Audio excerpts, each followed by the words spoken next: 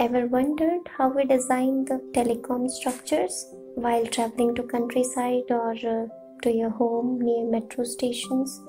Have you ever seen those antenna mounted heavy structures like towers or monopoles? So, there is a criteria to design them. If you are a newbie or a fresher to this industry, first of all, welcome to this industry.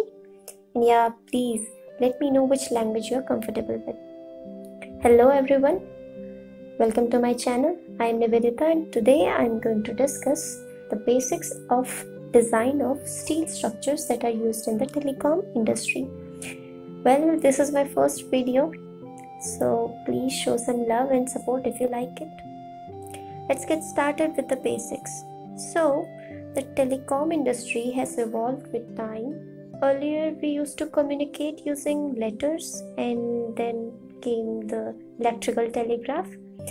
And then, with the invention of telephone by Sir Graham Bell, there were some changes.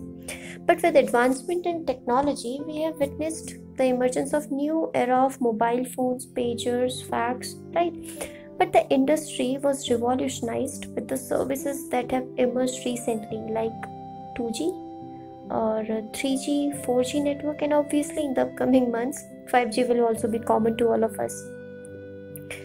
Basically, what has happened in these years of evolution in telecom sector is earlier they used to have n number of towers and different n number of operators for one particular location. That led to a crowded space.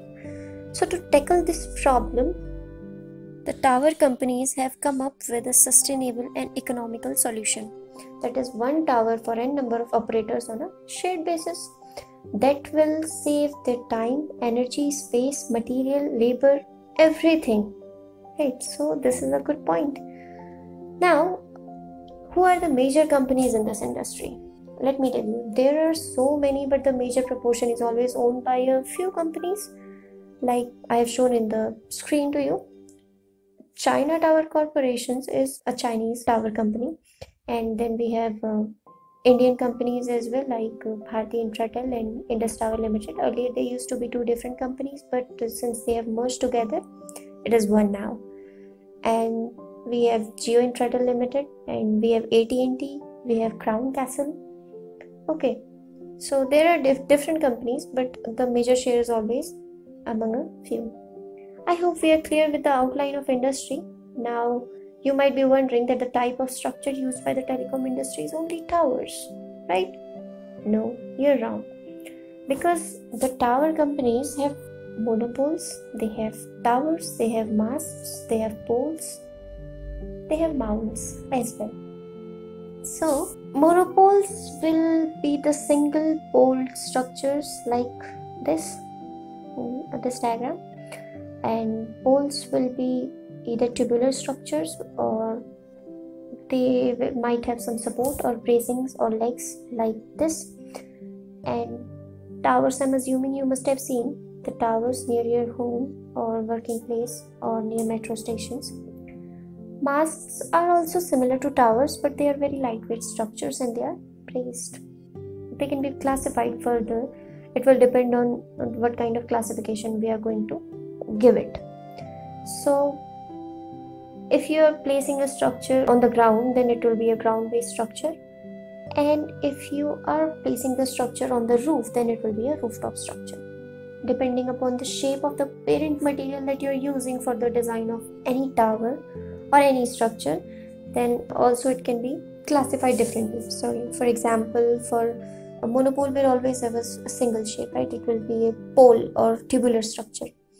But the towers or poles or masts can have different shapes. They can be completely made up of tubular sections or circular tube sections or pipe sections, you can say, or it can be made completely of angle sections, or you say the L sections, or it can be made up of a combination of both tubular as well as angular sections, right? So that will be known as a hybrid section. So monopoles are circular, as I told. Poles can be tubular, and if they have some legs or supports like this, then if that leg is made up of tubular sections, then it will be a tubular pole. But if the support legs or the bracings are made up of angles, then it will be a hybrid pole. Why? Because the main leg is always tubular. So the tubular plus angular makes it a hybrid section. Similarly, both masts and towers can be tubular, angular, or hybrid. I'll discuss it later with you in another videos when we are going to discuss it in detail. Depending upon the number of legs as well, you can classify, but monopole will only have one leg, so the classification is not applicable in this case. The poles will have 2 legs, 3 legs, 4 legs, whatever is feasible and whatever is economical according to the condition. The towers and masts can have 3 legs in a minimum, or they can have, like 3 leg will be a triangular shape, and then we can also have 4 leg. It can be a rectangular or a square tower. It can also be 6 leg structure depending upon the shape. It can be like I have seen it as a star delta type of structure. I guess there shouldn't be any confusion with the number of legs or anything until now I have discussed, right? So moving ahead, we are always confused about the codes we have to use for different structures. I have made a list of codes we're going to use in the design of steel structures used by the tower companies. So in this video, I'm going to describe only the Indian standard codes, and I can discuss the American codes if you want in next videos. So here, the IS 456 will be used for the design of foundation and columns above which the structure is going to rest, and number 2, IS 800 2007. We'll use this for the design of steel structures. So this is our fundamental code for steel design. Okay, now IS 800 part 1 section 2, this is a special code that is solely designed for tower industry. TIA 222G and H is an international code. Actually 222H is a revision of G. It is also solely designed for telecom industry. Then we have IS 2062, IS 1161 and IS 806 for member properties of tubular sections only. IS 808 is for angular or L sections. I'll discuss these codes when we are using it as we proceed further in design in other videos.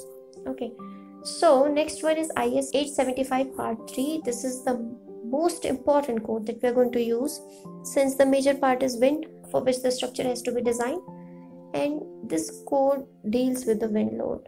Okay, how do we calculate wind load, how the wind load is applied on the structures, and what are the various factors that are involved in affecting wind in any particular area.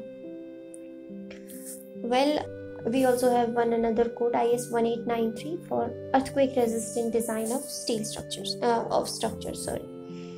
This will also be used, but the earthquake effect will be ignored if the wind forces are dominant, which is usually the case. So we're done with the basics of intro part. I guess the final slide is the methodology that we use in the design. So always start with an idea or an idea drawing that or a drafted line diagram, so that you know what you're going to make. Okay, so your first step will be to make a drafting a line diagram. A rough line diagram will work. Then model it in whichever software you're comfortable with. For example, I use STAAD generally, although I have used Bentley, Open Towers as well as Risa 3D. Then the next step should be to collect all the design parameters that you're going to need further in the design process, like wind speed or location of tower, so that you get to know what kind of location it is in and whatever the earthquake zone is. There are certain risks also that are involved in the design and the factors which also affect the wind forces, and those must be taken into account. So IS 875 part 3 mentions all these factors, and these values should be collected depending upon the location or the structure and its design life, its height, etc. The next move will be the load calculation and its application to the structure or the model you have prepared. So primary load case is applied according to the particular code, as I've told you, IS 875 part 3 for wind load, and you can also use TIA 222G or H, whatever the client wants. Also, please apply the load combinations, as they are used because of the natural conditions are to be simulated in the designing of any structure.